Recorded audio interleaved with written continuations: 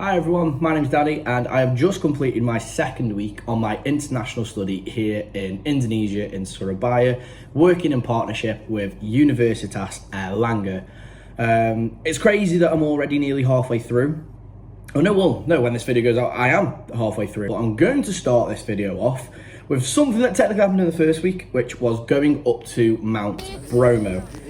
So basically what this is we got up really early in the morning, transferred to a different hotel, got up really, and I mean really, early in the morning, about 2-3 o'clock, to go up and view a sunrise.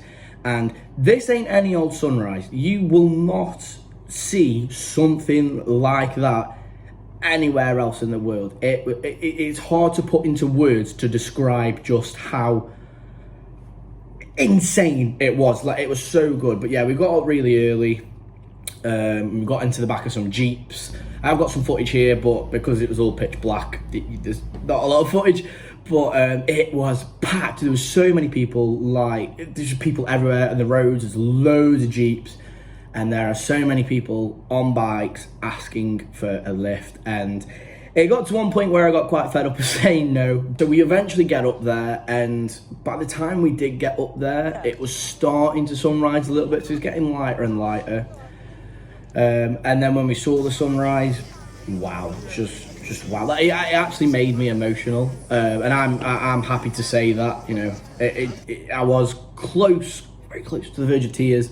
But it was just beautiful. In fact, I even FaceTimed my mum to show her the sunrise. It was 5:30 here, and I think it was like 11:30 UK time. And she answered, and she came out the bedroom to see, and she was like, "What is it?" And I like turned around, showed the sunrise, and she was like, "Oh my god, wow!" Now, this is the thing with Mount Bromo and going up to the viewing point. People will tell you that it's cold, right? People will tell you it's freezing. If you're from the UK, it is not cold. I promise you, it is not cold. So when we went up there, it was like 10-15 degrees Celsius.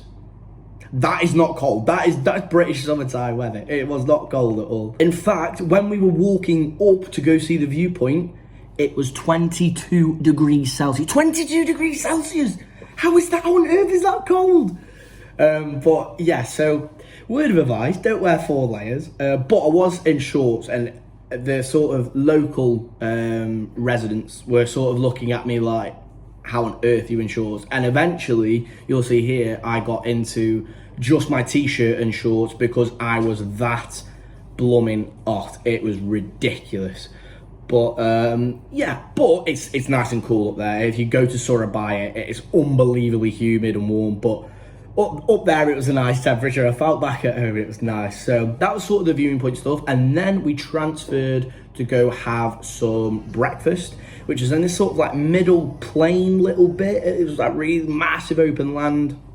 Had breakfast there, and then we got a Jeep to the bottom sort of area of Mount Bromo, and then we made our ascent up to Bromo. Now, I didn't realise, I thought Bromo was this part, it's like big looking mountain. No, that is what's it called? Subarius? It was something like that. I'll put the name of it there. I butchered that pronunciation. I thought it was that. No, it's like this little volcanic vapor sort of thing. It's not lava, but it's like really hot water, and you can see the steam and like the sulfur reaction and all that scientific jazz. But yeah, we made it up to there. It was brilliant. I also nearly died. Check this out.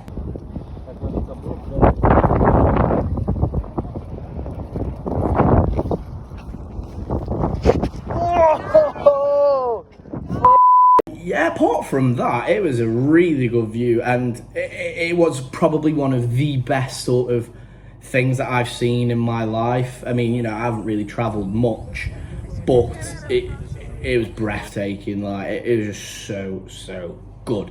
And that was just the start of the end of the first week. So this week we've mainly been going to sort of smaller community villages within Surabaya, which I had no idea, because I thought Surabaya was just this like main sort of industrial city. No, there's like tiny little villages and really small, like tight-knit communities within Surabaya down what we'd class as like back alleys in England. And when you go down these sort of really tight streets, you see almost a complete different world. It's incredible. and there's local residents there, and they're just so surprised to see what they call foreigners, so like us, because they never go down there. And we had a tour guide and like showing us around, showing us how the people live.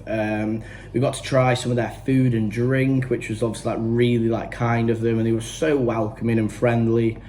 Obviously not a lot of them knew English, but they still tried to communicate with us, which I found even more welcoming, because even though they couldn't communicate with us, they tried their best to, and I liked that side of it. It was really good. I think they're called kampongs.